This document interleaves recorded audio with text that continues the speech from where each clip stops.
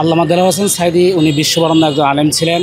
ওনার বিরুদ্ধে যে অভিযোগগুলো আনা হয়েছিল আপনারা জানেন, সেই অভিযোগগুলা কোনোদিন প্রমাণিত করতে পারে নাই। সে হলে ৭২ সনেতেন জালসা করছে, তখন কোনো জামাত পার্টি করতেন না, তখন তার কোনো বেদলে নাই। যেই জামাত যোগ দিয়ে এমপি দেওয়া হয়েছে তখন সে এসে রাজাকার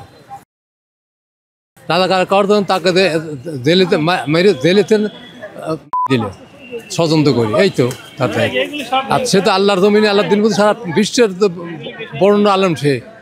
সে কি অন্য দেহলে কয়ে দিলে না, তাকে কি আমরা করলো তে বিচার তো আমরা আল্লাহ কাছে বিচার আল্লাহ আমার করবো। তার তো ভালো মানুষ দেখতে পারে না, বলো না কে তুমি যদি শয়তান না তো ভালো মানুষ দেখতে পারবি। আল্লাহ নবীর সাথে একসাথে নামাজ পড়ছে, একসাথে খাইছে, চলাফেরা করছে, যেই কথা যুদ্ধ যা লাগবে তখন পলাইছে। আল্লাহ নবী তার মুনাফিক সে তো তাই সেই অবস্থায় তো হয়েছে আর কি। আল্লামা দেলোয়ার হোসেন সাঈদী উনি বিশ্ববরেণ্য একজন আলেম ছিলেন।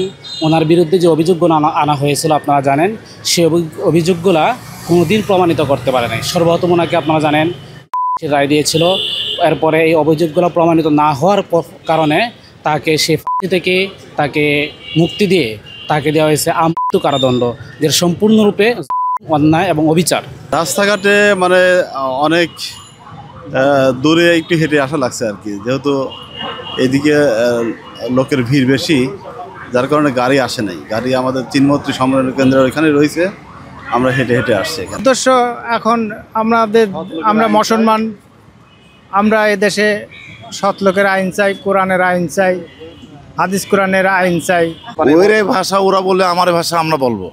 আমরা এই দেশে কোরআনের আইন চাই, সৎ লোকের শাসন চাই। এটা হচ্ছে আমাদের বড় বড় নেতৃবৃন্দ যেসব কথা, আমারও সেই কথা। আমরা এখানে আইসি আল্লাহর দিন প্রতিষ্ঠা করার জন্য ঐক্যবদ্ধ হয়ে আমরা সরকারের কাছে দাবি করবো। আর আমাদের দেশ ইসলামিক দেশ, মুসলমানের যে একটা আমাদের বিধান আছে, কোরআনের বিধান, এই কোরআনের বিধান কীভাবে চালু করা যায় সমাজে, এই জন্য আমরা এখানে আইসি।